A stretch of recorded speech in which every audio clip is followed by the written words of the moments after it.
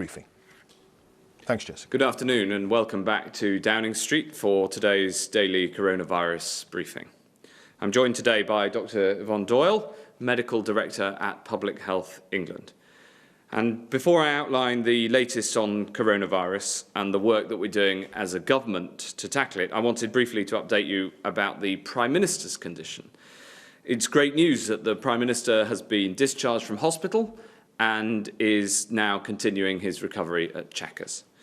I hope everyone has seen his message of love and thanks to all those who've supported his recovery and to the NHS colleagues who've cared for him so brilliantly at St Thomas's Hospital.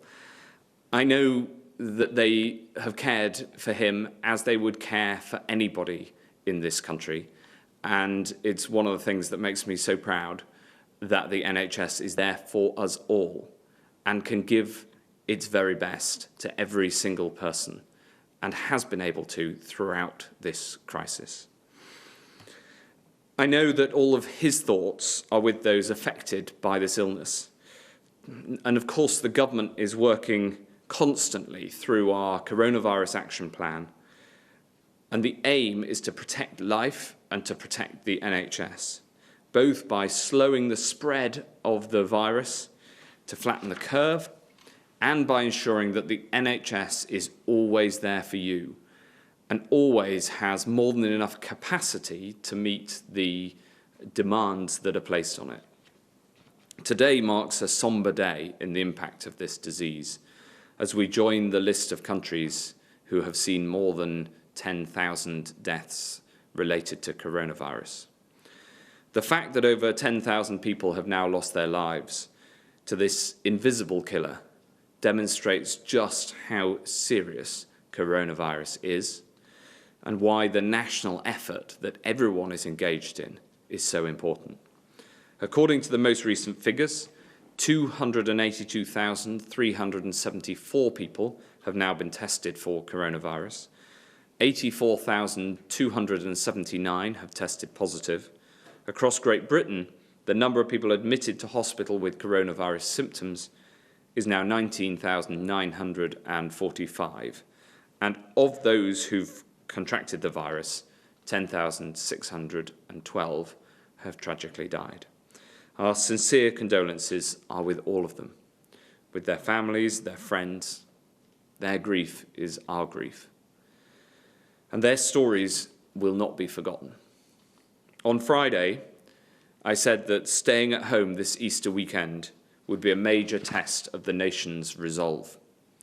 And I'm pleased to say that the nation is rising to this challenge. I know that for some people, this has been extra tough. If you're at home with children, if you can't visit relatives because they're shielding, if you're unable to go to church on this most important day for Christians, your steadfast commitment to following the social distancing rules is making a difference. Thank you for the part that you are playing in helping to protect lives at this critical time in our nation's history. But we cannot be complacent, not when there's so much at stake. So please keep going. Stay home, protect the NHS, and save lives. Today I want to provide an update on the work we're doing to slow the spread of the virus and to build capacity. The latest figures show that in Great Britain we have 2,295 spare critical care beds, up 150 from yesterday. So, throughout this crisis, with all the challenges that we've been dealing with, all the operational difficulties and all of the logistics, we have always been able to provide the very best of care to everybody who needs it through the NHS. At the start of this crisis, people said that the NHS would be overwhelmed. And we've seen that, and we've seen the risk of that elsewhere, but not here. And that is because of the action that a huge number of people have taken, the incredible work of so many. There is more spare capacity now for critical care than there was when coronavirus first hit our shores. And this is before the Nightingale hospitals come on stream. London's opened, and we're already in the process of building 6 more around England. This critical expansion is partly because we have a record number of ventilators, 9,775, and partly because we have record numbers of returners coming back and rejoining the NHS. Over 5,000 former staff are now back on the NHS front line, and over 36,000 have come forward to enlist.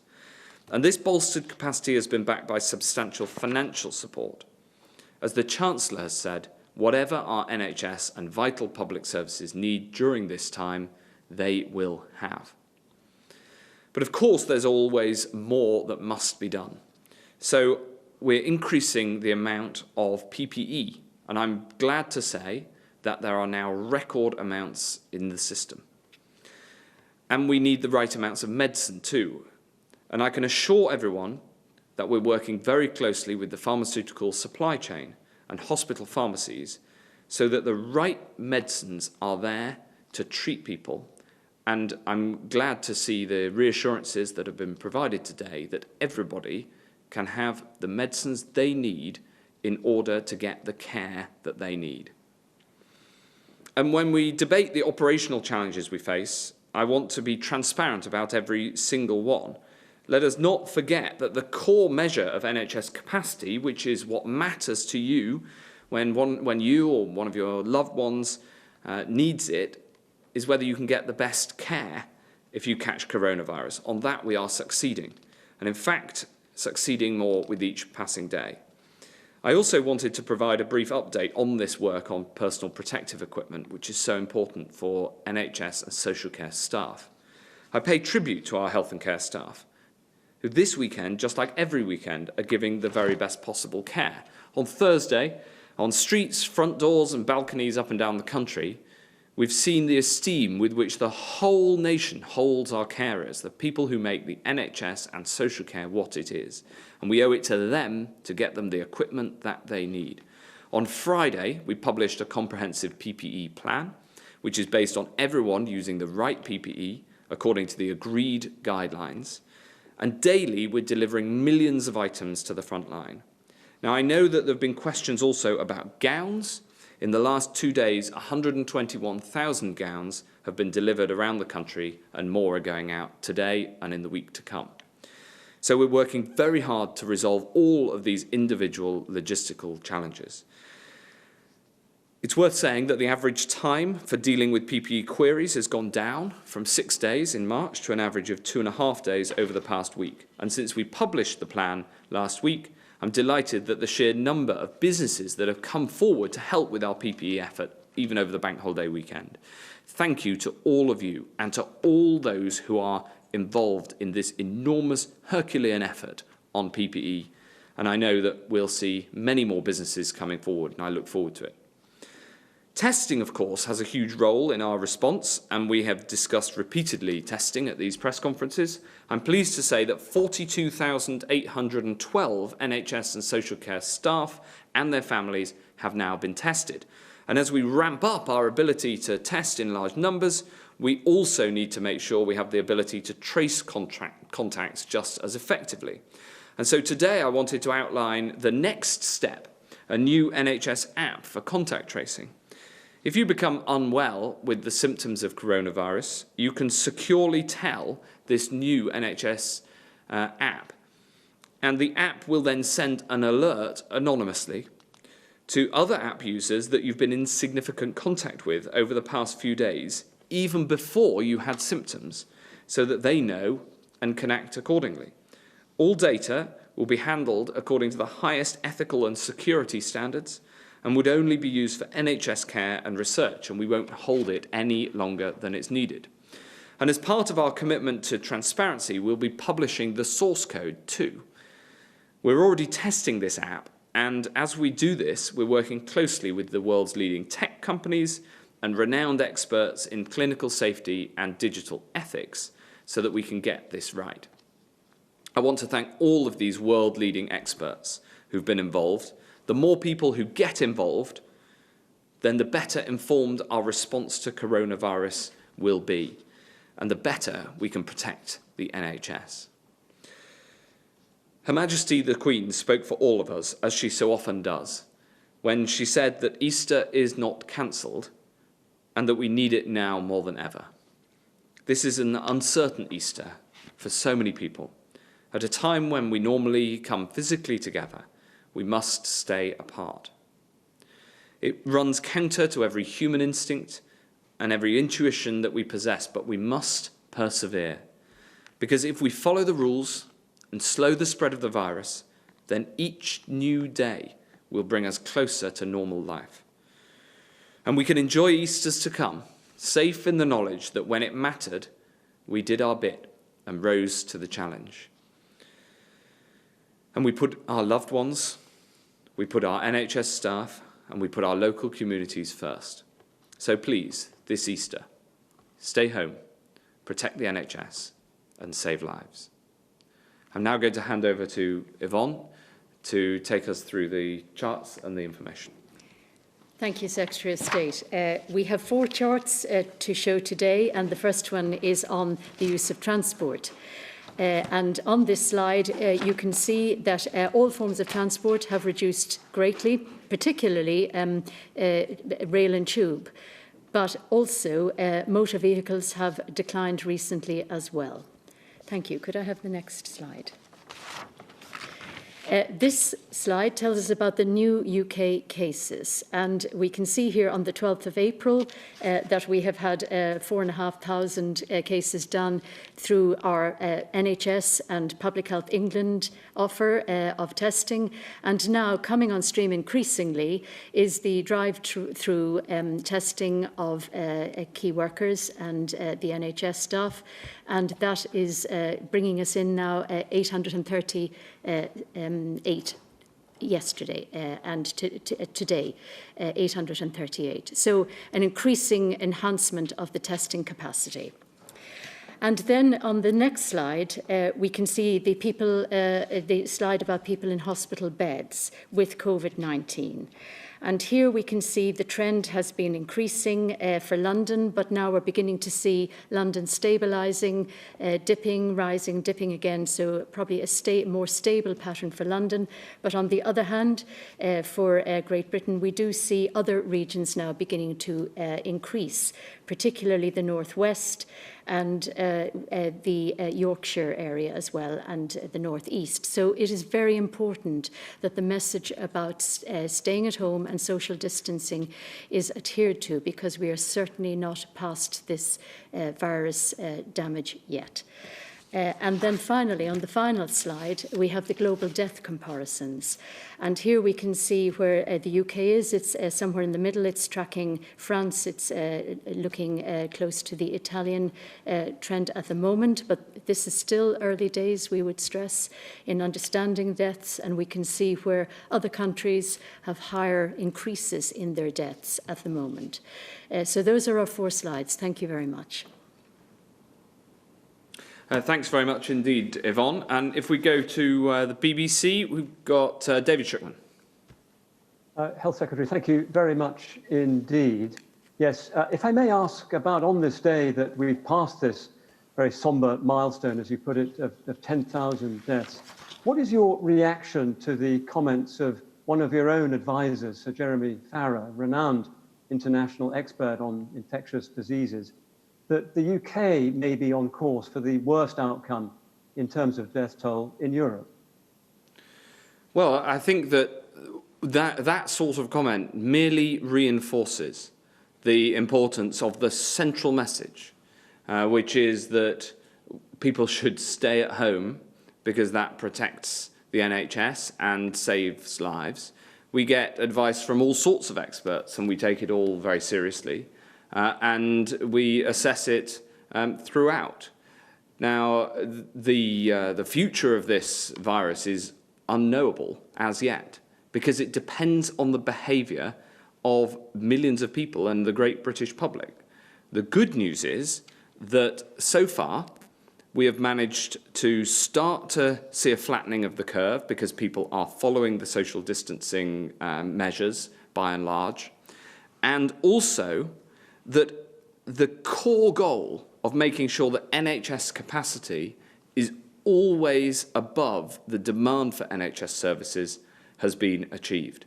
And so I think, especially at moments like this, when we have reached this terrible marker, we are, thankfully, in a position where we are able to support everybody who needs it in the NHS, and we're able to see the curve starting to come down. Yvonne, I don't know, on the international comparisons, of course, different countries are different size, so you need to make sure you get the statistics right in that. Absolutely. And could I say every one of these 10,000 and more deaths is an absolute tragedy from a virus we didn't know about some time ago. But when you get down to the statistics, it does depend on how people measure this. There are time lags in the deaths. And it is, I would stress it particularly, it is early days, because patterns that we saw perhaps in countries earlier in this may change, and we're beginning to see that internationally. Thanks very much, David. Unless you want to follow up. Yes, if I could ask you about PPE at the briefing given yesterday with your colleague, the Home Secretary. Yeah. I asked whether it was possible for her, on behalf of the government, to give a commitment to a date by when deliveries of PPE would match what's needed on the front line, because every day we get messages from healthcare workers and others saying they simply don't have what's needed. Yeah. Well, the answer is that it's impossible because the quest is to get the right PPE to the right people on the front line at the right time across many millions of people across the NHS and social care. And I'm glad to say that that effort is moving in the right direction. We now have record amounts of PPE that's been put out into the system. But until everybody gets the PPE that they need, then we won't rest. And we have thousands of people working 24/7 on this, including over this bank holiday weekend, because the need and the demand for PPE doesn't stop either. So it's an enormous effort. And I want to actually go out of my way to thank the procurement experts that we've got in the system. They don't often get thanks, the procurement experts, because they're not on the front line. But by God, do we need them to make sure that we can get all that PPE. As I mentioned with gowns, which is currently the item that's most in need, that we've been making some progress over the weekend, with more to come next week. Thanks, David. I've got Martha Farley from ITV.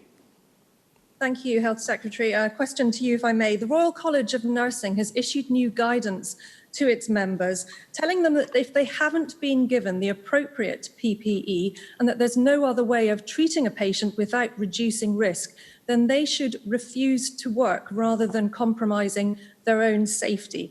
Will you apologise to the nurses and indeed the other medical and healthcare workers who are being put in that impossible position of having to make a decision between whether to offer treatment to a patient or to protect their own personal safety? Well, Martha, as I said in the previous answer, we're working night and day to make sure that we get the right PPE. And actually, the thing I want to do is pay tribute to the unbelievable efforts of a huge number of people to get to the position where we are in now, which, as I said in my opening remarks, is improving, but we won't rest until we get there.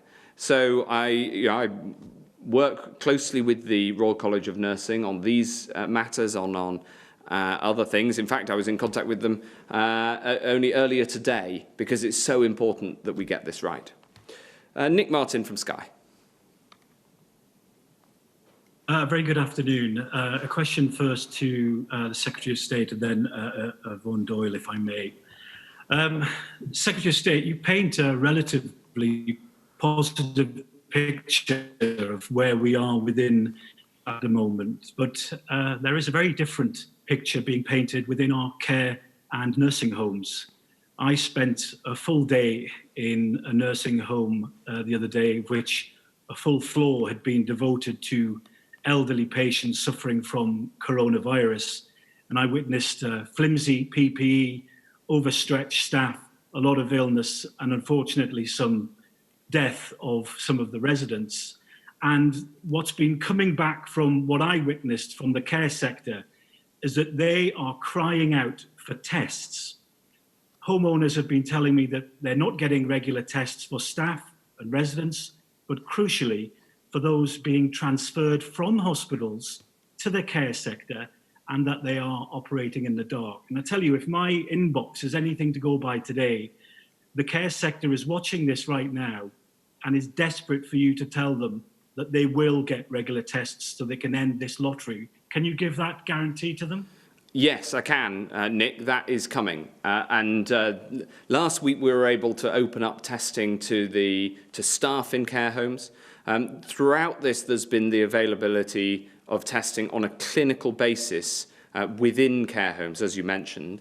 And this is an area of incredibly high importance because, precisely as you've seen, some of the most vulnerable people live in care homes and especially in nursing homes. And therefore, getting this right is so important. So I think one of the things that we've succeeded in doing as a country during this crisis is recognising that our care staff are on the front line just as much as our NHS staff are, and making sure that we expand that testing capability both to staff and to residents, including this very difficult issue of patients leaving hospital. We are addressing that, and I think that the issues that you raise are incredibly important. Thank you. John Stevens from the Mail. Can I just follow that question? Yes, of course. John, if you don't mind, we'll go back to Nick. Go ahead. Care operators are telling me that they need this now, yes, or tomorrow. What's the timescale that you can arrange for regular, widespread tests to get into care homes? How long will they have to wait for these tests? Yes. So for the staff, as I said, we have made that change already at the end of last week, and I announced it on Friday, and therefore we're rolling that out right now. And for the residents, that change, that the testing's been available throughout, but we always constantly keep under review the protocols for the transfer of people between hospitals and social care, which is a very nuanced and complicated area, where the most important thing is that the interests of the patient are put first. Yvonne, did you want to add anything on that? I think Nick might have had a question. Nick, speak now. Right. Are you satisfied that care homes have enough support? Well, I'm constantly trying to get more support to them, is the honest truth. And of course, making sure, for instance, that the testing is available. I was very glad that we were able to roll that out to testing staff, and you'll have seen the sharp increase in the number of tests that are available.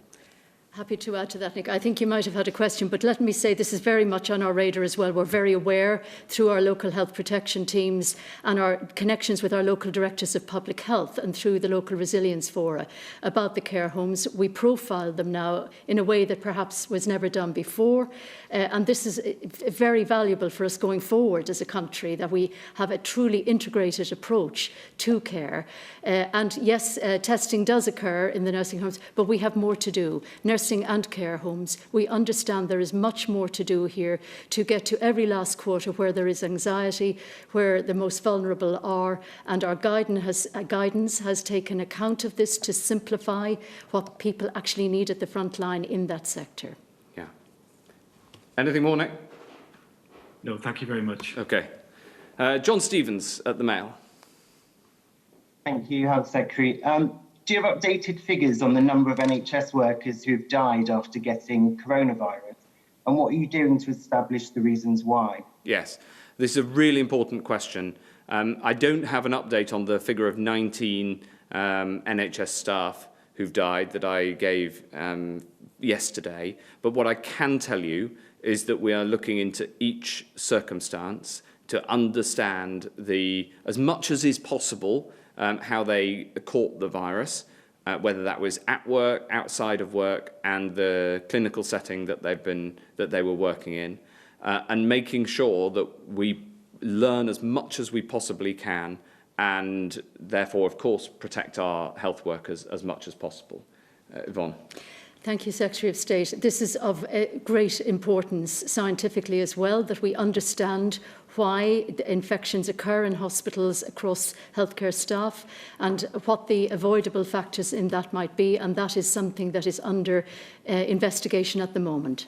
I mean, I would say, John, that, you know, the people who go into the NHS, as the Prime Minister so movingly said in his words in the video that he recorded this morning, that I hope you've seen, the admiration for those who put themselves in harm's way is incredibly high. You know, they're unbelievable, and therefore it's of course incumbent on us to make sure that we get to the bottom of each and individual case and learn everything we can so that we can better protect people in the future and so that we can give a full account to the family and loved ones of each member of the NHS family who's died. Can I just ask a quick follow-up? Yes, of course, yeah. I want to ask from the Prime Minister if you know if he's been given advice on how long he should rest for before he returns to work. He is resting. He's at Chequers. I'm delighted that he's out of hospital and has recovered. But there isn't any advice on how long. That'll be a clinical decision for his doctors to take with him. The government is operating perfectly efficiently within the strategy that he set out. Nicola Bartlett from the Mirror. Secretary of State, you've talked about a reduction in the time that it's taken to get PPE to those places that need it, down to 2.5 days. I wanted to ask you if that is an acceptable time during which the NHS staff that you've just praised will be putting themselves in harm's way while treating patients. Thanks for the question. Just to be clear, the 2.5 days is the time taken to fulfill a query. So we have a 24/7 hotline for all of the 58,000 locations that we now need to get PPE to, and that they can call when they've got a need. And the 2.5 days is not necessarily or particularly a time that to wait for PPE without any, because many of the times that people call that hotline, they call saying we've got we'll run out by the end of the week, for instance. The more urgent cases where the shortage is more acute, we act on immediately. So the 2.5 days is an average, and so it shouldn't be interpreted that people are waiting for 2.5 days. That's not the measure. The reason the measure is important is because it's the way of tracking how quickly we're able to go from somebody raising an alarm on that phone number, which is there, so that anybody in the system in an organisation that receives protective equipment from us can then get the protective equipment, and it's a measure of how fast the system can respond. And the challenge of getting protective equipment to every single person is very complicated, and so you have to have measures of how we're progressing against that, because my ultimate goal of making sure everybody has it at every moment that they need is one that we are driving hard at, but we've got to be able to measure the progress on the way. And just on that point, Mr. Hancock, we've known about the dangers of this virus for many months now, and that it was likely that the UK would have to respond to this challenge. Were we too late in putting in the orders and putting some of these measures in place to get that vital equipment to people, because other countries have managed to protect their staff in a way that we don't seem to have been able to do? Well, I think that's. I don't quite agree with that. Firstly, when I talk to my colleagues across the world, we share this challenge, and the reason is that we have the stockpiles. We went into this with the stockpiles, and the challenge is a logistical one of having previously had an organisation that serves just over 200 NHS organisations. The demand for PHE and the need for it has gone up enormously, and there's now 58,000 organisations that this huge logistical operation services. And so it's been a challenge of logistics, as much as one of supply. And that's what the PPE plan that I set out on Friday goes into detail of, to explain the challenges in that distribution, but also we, at the same time, of course, have got to replenish the stockpiles that we went into this with. So we did actually go in with some quite significant stockpiles, but of course, given the sheer quantities that we're distributing across the system, we're using those stockpiles up, and we need to replenish them as well. Arj Singh from the HuffPost. Good afternoon. The Chief Scientific Advisor, Sir Patrick Vallance, was happy to go on record last month to say that 20,000 deaths or fewer would be, in his words, a good outcome for the UK. Given that we've now hit 10,000, can we still achieve that good outcome? Well, that's the best way. I'm going to ask Yvonne to come in on this, but I think the thing that I'd say the best way to respond to the question is to say that the future path of this pandemic in this country is determined by how people act. And that's why it's so important that people follow the social distancing guidelines. And I know that we sometimes, that we repeat this message, but we repeat it for a reason, because it's so important.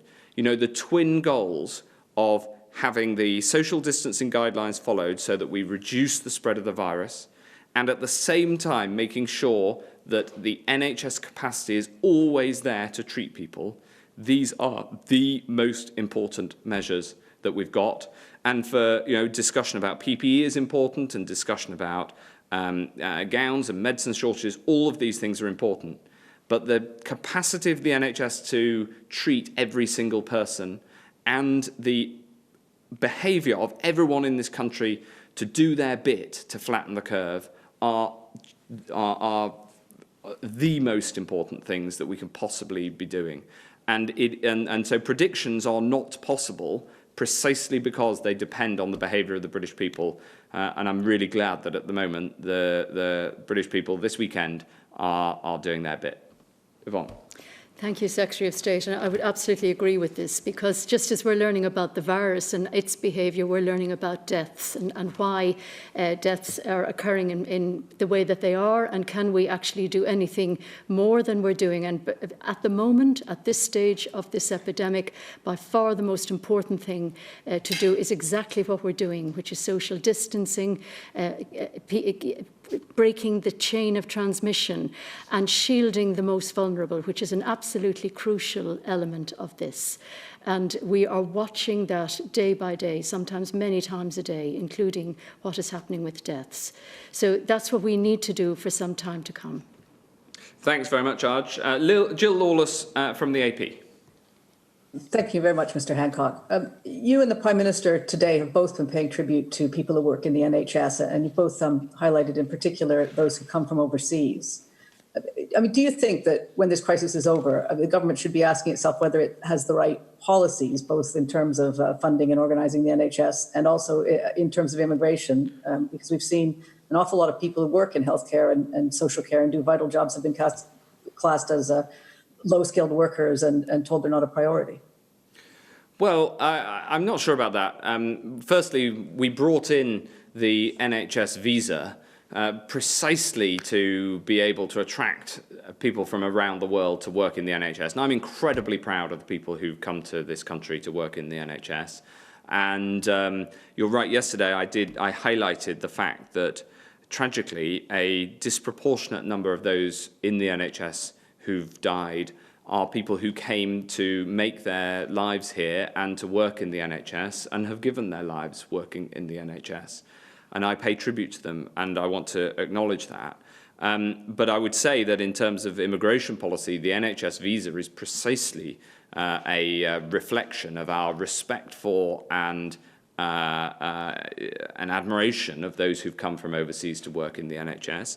And on the support for and funding of the NHS, I'm also delighted that we went into this crisis with record numbers of people and record funding in the NHS. But there's no doubt that afterwards, of course, everybody's going to ask all sorts of questions, and we'll reflect on that. But I think that it's fair to say that my admiration for those who work in the NHS whether they come from overseas or whether they were born here. It doesn't matter. My admiration for them is unparalleled, and I think that at this moment, the fact that it's so obvious to them that the nation really values their work, from the Prime Minister down, if you saw his message, I think that is the most important message we can give them as they take the brave steps as they do each day of going into work to tackle the virus. Thanks very much indeed. That concludes today's Downing Street briefing, and we'll no doubt see you all again tomorrow.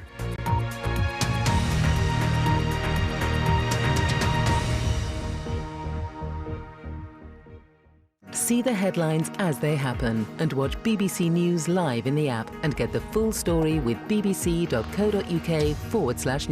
Follow the story for all the latest with BBC News.